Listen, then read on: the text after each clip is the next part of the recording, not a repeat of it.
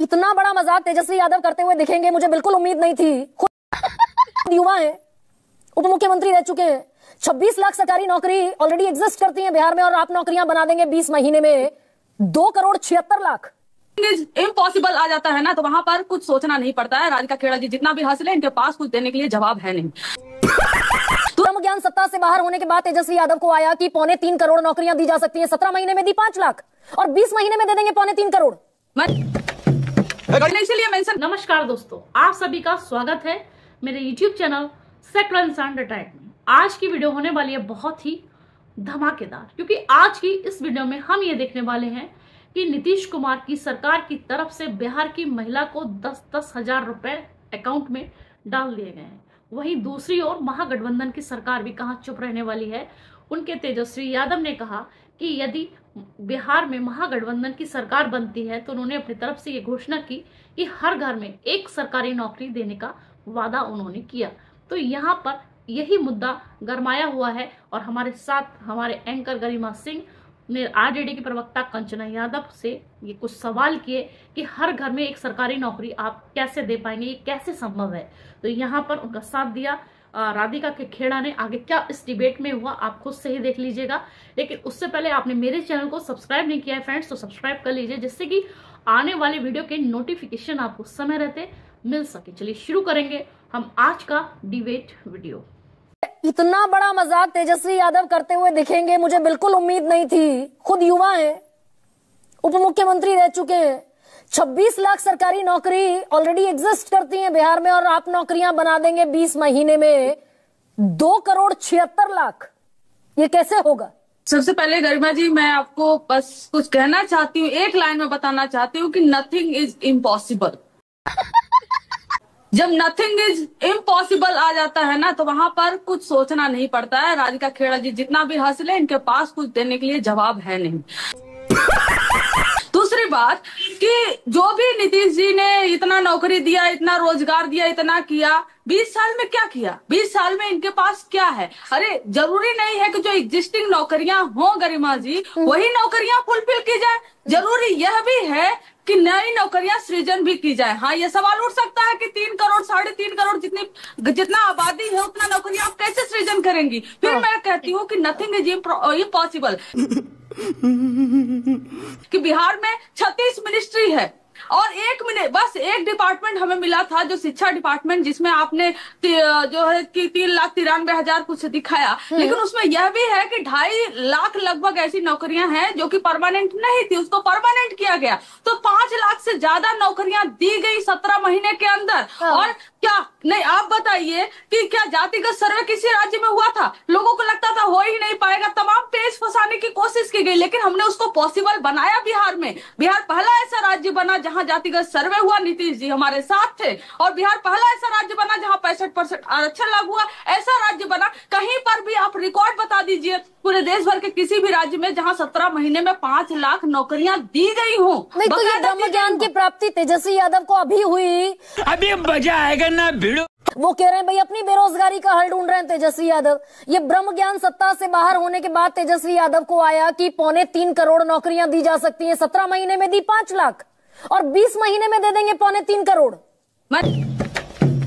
मैंने इसीलिए मेंशन कर दिया था आपको कि हमारे पास जो डिपार्टमेंट था, एक डिपार्टमेंट था, हमने उस डिपार्टमेंट में दिया। 36 डिपार्टमेंट है। राजीव जी अच्छा बताएंगे कि अभी कितना डिपार्टमेंट्स है हमारे पास, कितनी मिनिस्ट्रीज हैं, कितने इंडस्ट्री लगाए हैं। अगर एक इंडस्ट्री आप लगाते हैं और बड़ी इंडस्ट्री लगाते हैं आप, और उसमें 10,000 जॉब देते हैं, कर्मचारी से लेकर ऊपर जितने भी होते हैं, विश्वविद्यालय खोलते हैं आप, एचओडी से लेकर डीन से लेकर प्रोफेसर से लेकर कर्मचारी से लेकर आपको सृजन करना होगा, और उसके लिए एक विजन की जरूरत होगी। कॉपी कैट बनने की जरूरत नहीं है आपको। आपने चोरी की, आपने छुपाया, लेकिन हमारा क्या है कि आप जो सोच नहीं सकते, नीतीश कुमार जी सोच नहीं सकते, बीजेपी सोच नहीं सकती, वो हम करके दिखाएंगे। खाने का पैसा नहीं है तो जा रहे जा। इनका जो काउंटर आर्ग्यूमेंट आ रहा है क्या कि ये जो है कि जमीन लिखवा लेंगे, ये कर लेंगे, वो बोलिए, बताइए ना। आप सरकार में है, दीजिए डेटा कि जब 17 महीने में नौकरियां दी गई 5 लाख, कितने बीघा जमीन लिखवाया गया?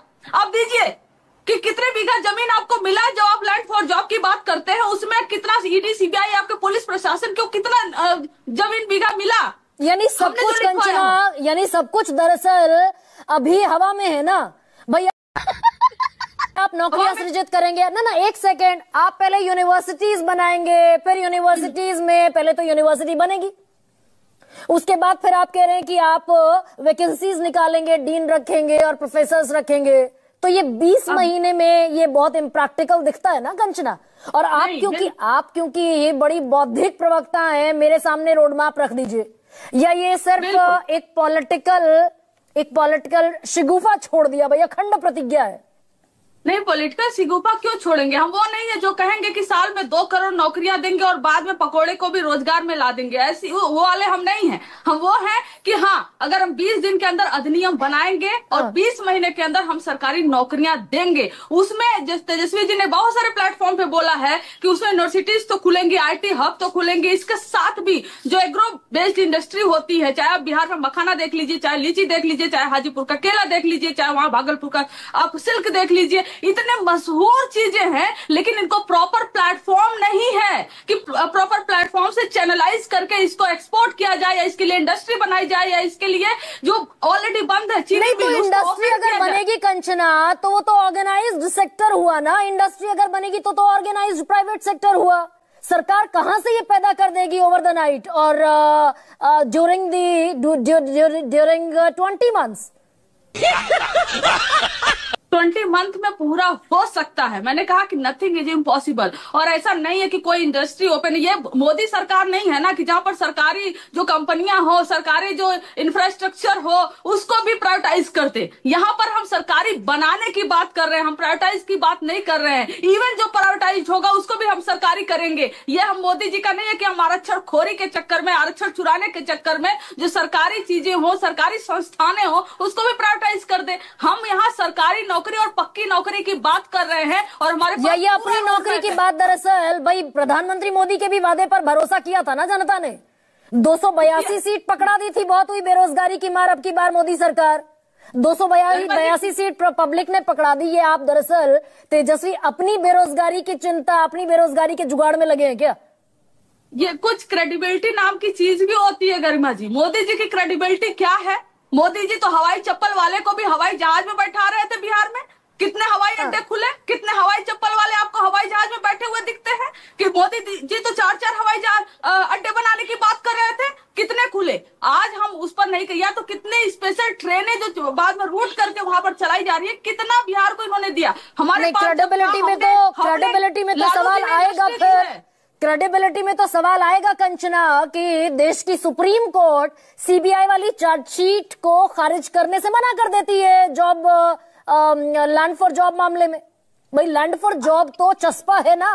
नहीं, खारिज करने से मना कर देती है तो मना कर देती है। कोर्ट है अपना काम करेगी, पुलिस है अपना काम करेगी और काम करते आई है। और यह भी नहीं भूलना चाहिए कि यही सीबीआई है, मनमोहन सिंह जी का सरकार था, जिन्होंने केस को क्लोज कर दिया था यह कहते हुए कि कोई एविडेंस नहीं मिला। हमें वह सब भी याद है और हमें यह भी याद है कि आज किसकी सरकार है और क्यों चुनाव आने के पहले ही और ईडी और सीबीआई और केस ओपन हो जाता है और कोर्ट पहुंच जाता है। हम कभी किसी चीज से भागे नहीं है। लेकिन बात जहां लैंड फॉर जॉब की हो या ये कह रहे जमीन लिखवा लेंगे, तो ये बता देना कि इनको आज तक कितनी बीघा जमीन मिली हमारे। अच्छा एक सेकंड भाई, सवाल ये बेरोजगारी का जो है बड़ा पेचीदा सा सवाल हो जाता है क्या?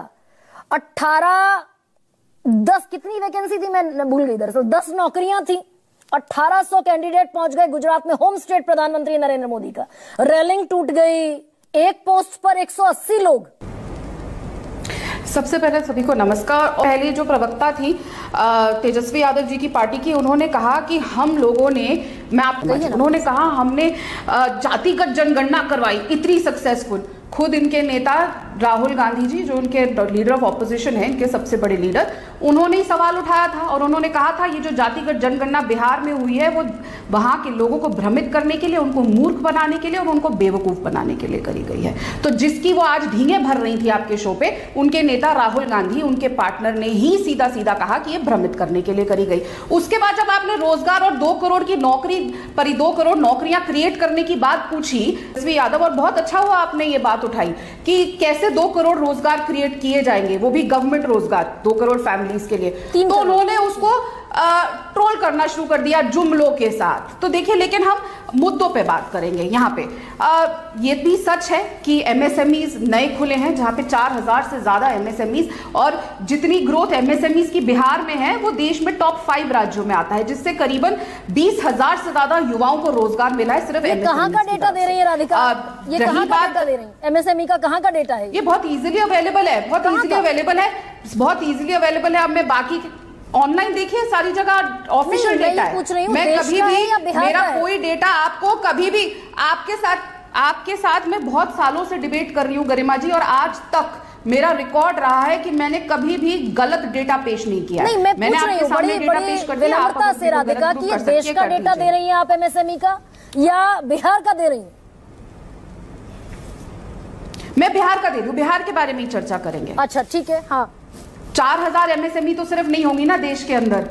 कितनी जनसंख्या है देश की? कैसी बात करती हैं आप गरिमा जी? बाहर तो आओ। ठीक है, क्या बात करनी है? 4000 एमएसएमई होंगी देश में?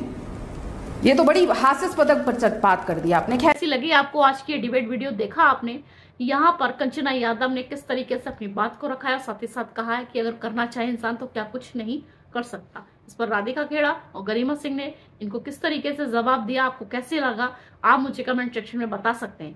साथ ही साथ जो तेजस्वी यादव ने कहा कि बिहार के हर घर में एक सरकारी नौकरी होगी, ये कहाँ तक उचित है, ये भी आप कमेंट सेक्शन में बता सकते हैं। इसी तरीके की वीडियो को देखने के लिए मेरे चैनल को सब्सक्राइब कर लीजिएगा। मिलते हैं नेक्स्ट वीडियो में, तब तक के लिए जय हिंद।